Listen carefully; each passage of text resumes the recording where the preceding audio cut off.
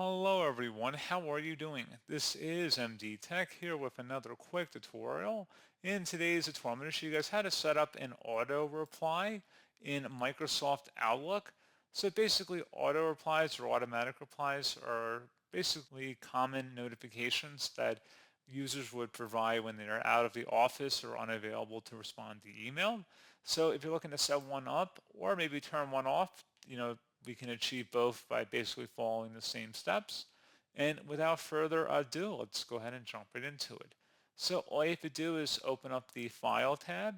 You want to select the Automatic Replies button and then select Send Automatic Replies. You can select a time range, so when you want the messages to start and then end.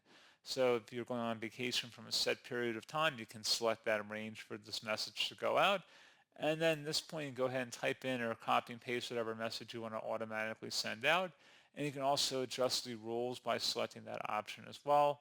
So if you want to add custom rules, which you can go into, if you want certain messages to be deleted or alerted, or whatnot. You can have a lot of customization options in here, but pretty straightforward process on that, guys. The main page here is where you're going to have most of your basic settings you would need. And then once that's done, if you want to turn off automatic replies sooner, you don't have to necessarily wait till that time period ends.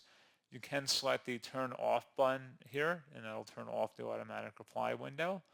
So pretty straightforward process, guys. I do hope I was able to help you out, and I do look forward to catching you all in the next tutorial. Goodbye.